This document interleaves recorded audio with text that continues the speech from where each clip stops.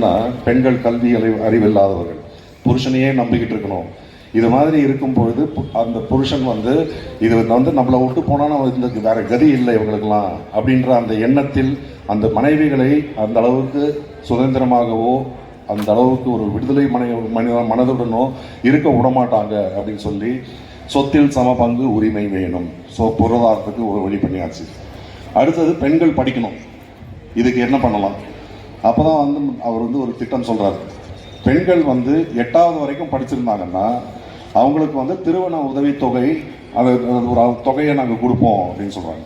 அப்போ நிறைய பேர் கேட்குறாங்க, ஏங்க நீங்கள் இந்த மாதிரி வந்து திருமண உதவித்தொகை 8வது வரைக்கும் படிச்சிருந்தா சொல்கிறீங்க, எல்லா பொண்ணுங்களுக்கும் கொடுத்துட்டு போக வேண்டியதானேன்னா, இல்லை இந்த திட்டத்தை நம்ம சொன்னோன்னா அந்த காசு வரும்ன்றதுக்காகவாவது அவங்க வந்து அந்த பெற்றோர்கள் வந்து அந்த பொண்ணை 8வது வரைக்குமாவது படிக்க வைப்பாங்களே அப்படின்றதுக்காக தான் அதை கொண்டு வந்தார். அதை கொண்டு வந்த பிறகு பல பெண்கள் 8ஆம் கிளாஸ் வரைக்கும் படிச்சிருப்பாங்க. எங்கள் அம்மா வந்து 8ஆம் கிளாஸ், ஏன்னா 8ஆம் கிளாஸ் வரைக்கும் தான் அந்த கல்வி உதவித்தொகை, 8ஆம் கிளாஸுக்கு மேலேன்றது இது எதுவும் சொல்லலை. அதே போல் வந்து பொருளாதாரம் ரொம்ப மோசமாக இருக்கிறது. அந்த காலகட்டத்திலலாம் வந்து பார்த்திங்கன்னா வட மாநிலத்தில் இருக்கிறவங்களுக்குலாம் தமிழ்நாட்டை பார்த்தா இலக்காரமாக இருக்கும். இவங்கெல்லாம் பிச்சைக்காரங்கன்ற மாதிரி தான் நம்மளை வந்து பார்ப்பாங்க. அதாவது நான் சொல்கிறது அரசியல்வாதிகளே. அங்கே போனால் வந்து ஒரு ஒன்றிய அமைச்சர் அப்படின்னா இங்கே இருக்கிற முதலமைச்சர் போனால் கூட விட்டேத்தியாக பேசுவார்கள். இந்த சரியான மரியாதை என்பது இருக்காது. அதை போன்ற நேரத்தில் வந்து தமிழ்நாட்டிற்கு நிதி வேண்டும் என்று நமது முத்தமிழறிஞர் கலைஞர் டெல்லிக்கு போகிறார். அப்போ வந்து மொரார்ஜி தேசாய் நினைக்கிறேன், மொரார்ஜி தேசாய் அவர் வந்து நிதியமைச்சராக இருக்காரு. போய் கலைஞர் கேட்குறாரு, தமிழ்நாட்டுக்கு நிதி வேண்டும் அப்படின்னு சொல்லி. அதுக்கு மொரார்ஜி தேசாய் சொல்கிறாரு, நிதினா எங்கள் வீட்டில் மரத்துக்காக காய்க்குது, நான் எடுத்துகிட்டு வந்து அப்படியே பரிசு எடுத்துகிட்டு வந்து உனக்கு கொடுக்குறதுக்கு அது மாதிரிலாம் இல்லை, இது யோசிச்சு தான் சொல்ல முடியும்னு சொல்கிறாரு. அப்போ முதலமைச்சர் சொல்கிறாரு, முத்தமிழறிஞர் கலைஞர் சொல்கிறாரு, மரத்தில் பணம் காய்க்கிற மரம் உலகத்தில் எங்கேயுமே இல்லை. அந்த மாதிரி ஒரு மரம் இருந்ததுன்னா அதை நான் என் வீட்டில் தோட்டத்தில் வச்சுக்கிட்டு நானே அது கேட்க வேண்டிய அவசியம் இல்லை. இருக்கிற காசு கேட்டால் உரிமையோடு நாங்கள் கேட்குறோம், அது ஒழுங்கு மரியாதையாக கொடுங்கன்னு திரும்பி கேட்குறாரு.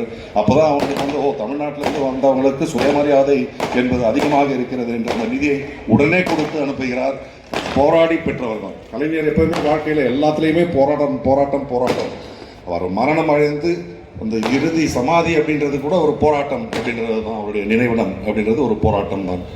ஸோ எல்லாத்துலேயுமே போராடும் குணம் கொண்டவர். பெண்களுக்காக என்று பல திட்டங்கள் இதை தொடர்ந்து கொண்டு வந்து கொண்டிருக்கிறார்.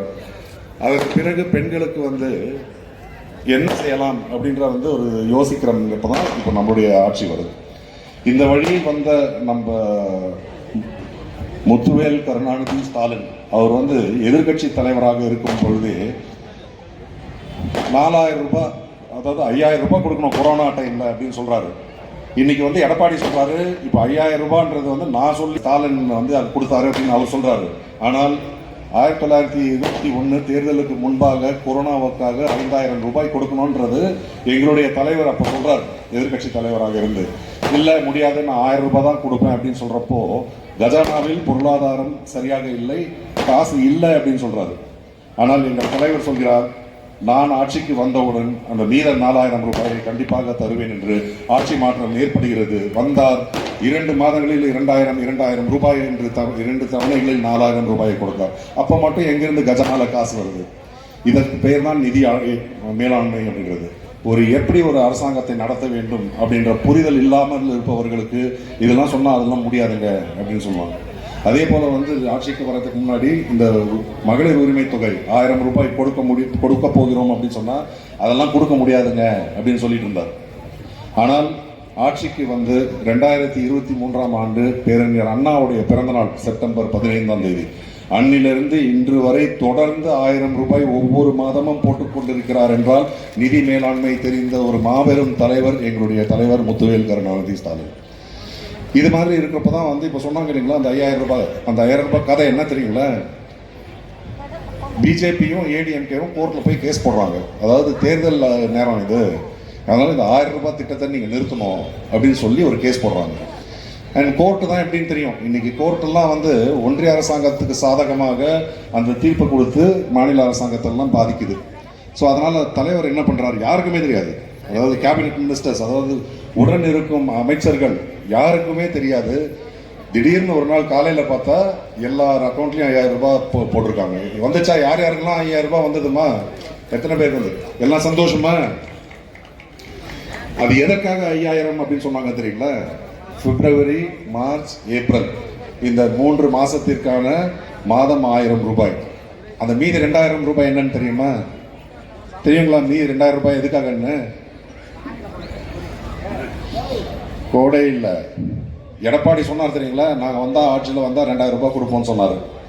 எங்கள் தலைவரும் சொல்லியிருக்காரு, நாங்கள் ஆட்சிக்கு வந்தால் 2000 ரூபாய் கொடுப்போம்ட்டு. ஸோ மே மாதத்து 2000 ரூபாய் தான். இந்த 2000 ரூபாய் கண்டிப்பாக உங்களுக்கு மாதம் 2000 ரூபாய் என்பது அவர் பிறகு தொடர்ந்து கொடுப்பார் என்ற நம்பிக்கை எங்களுக்கு இருக்கிறது. ஏனென்றால் எதையும் சாதித்து காட்டக்கூடிய தலைவர் எங்கள் தலைவர். அதே போல் வந்து ஒரு காலத்தில் வந்து ஜெயலலிதா ஆட்சியில் இருந்தால் திமுக ஆட்சியில் ஏதாவது பண்ணியிருந்தாங்கன்னா அதெல்லாம் கெடுத்துட்டு இப்போ ஒரு நூலகம் ஒன்று கட்டினாங்க. அதை வந்து எப்படியாவது இடிச்சிடணும். அண்ணா நூற்றாண்டு நினைவு நூலகம் அப்படின்னு சொல்லி அதை இடித்து விட வேண்டும், அதை பயன்படுத்தக்கூடாது அப்படின்னு பண்ணாங்க. ஆனால் கோர்ட் அதெல்லாம் விடலை. இப்போ அவங்க அம்மா வந்து எப்படின்னா கலைஞர் காப்பீட்டு திட்டம் அப்படின்னு ஒன்று இருந்தது. உடனே அந்த பேரை எடுத்துட்டு முதலமைச்சர் காப்பீட்டு திட்டம் அப்படின்னு மாற்றினாங்க. இது மாதிரி பேரெல்லாம் மாற்றுறது அரசியல் அப்படின்றது அவங்க செஞ்சுருந்தாங்க. எங்கள் தலைவர் ஆட்சிக்கு வந்த உடனே பள்ளிக்கூடத்துக்கு போகிற பசங்களுக்கு வந்து ஸ்கூல் பேக் கொடுக்கணும்.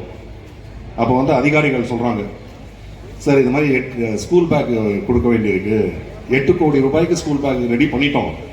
ஆனால் அதில் பிரச்சனை என்னென்னா அதில் வந்து ஜெயலலிதா படமும் எடப்பாடி பழனிசாமி படமும் இருக்குது. பட் நீங்கள் இப்போ முதலமைச்சராக இருக்கும்போது அதை கொடுக்கறது நல்லா இருக்காது. அதனால் அதை எடுத்துட்டு கலைஞரோட படமும் உங்கள் படமும் போட்டு நாங்கள் கொடுக்குறோம் அப்படின்னு சொல்கிறாரு.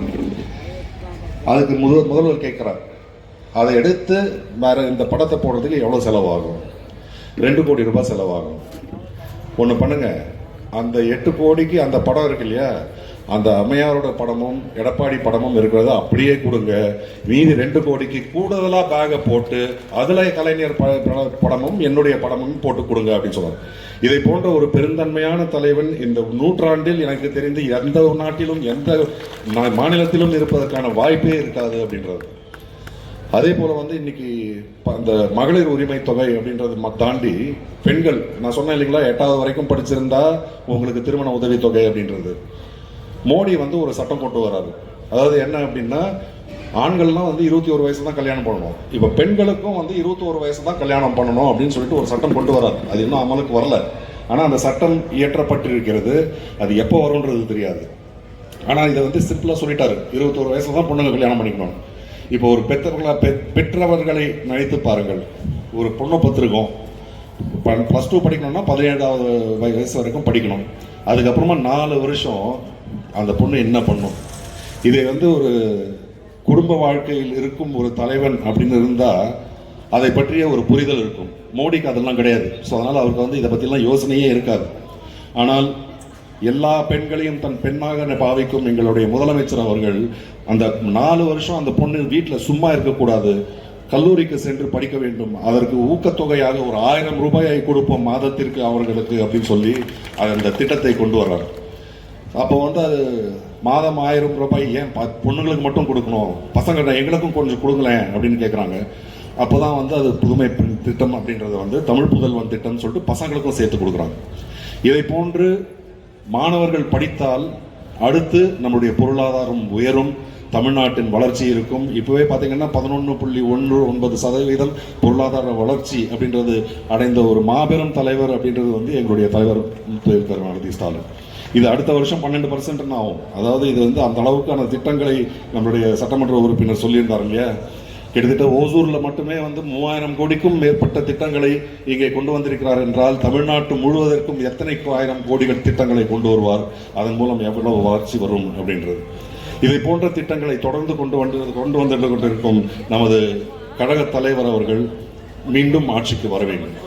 அது மீண்டும் ஆட்சிக்கு வர வேண்டும் அப்படின்னா நீங்கள் எல்லோரும் மற்றவர்கள் சொன்னதை போல நீங்க ஓட்டு போடுறது மட்டும் இல்லை, இந்த தலைவர் இருந்தால்தான் நாம் பொருளாதாரத்தில் வளர முடியும், நம் தன்மானத்தோடு வாழ முடியும், தமிழ்நாடு தலை குனியாமல் வாழ முடியும் என்பதை ஒரு பிரச்சாரமாக உங்கள் உற்றார் உறவினர் அனைவரிடமும் கூறி மீண்டும் இந்த ஆட்சி அமைவதற்கு நாம் அனைவரும் இணைந்து பாடுபட்டு உழைக்க வேண்டும்.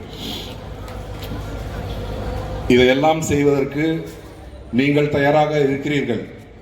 அதற்கு ஒரு கோஷமாக தான் நம்ம மாவட்ட செயலாளர் அந்த கோஷத்தை சொன்னார். நானும் அந்த கோஷத்தை சொல்றேன். திருப்பி நீங்க ஒரு வாட்டி அதை சொல்லுங்க. ஸ்டாலின் தொடரட்டும், தமிழ்நாடு வெல்லட்டும். தமிழ்நாடு வெல்லட்டும். ஸ்டாலின் தொடரட்டும், தமிழ்நாடு வெல்லட்டும். நன்றி, வணக்கம்.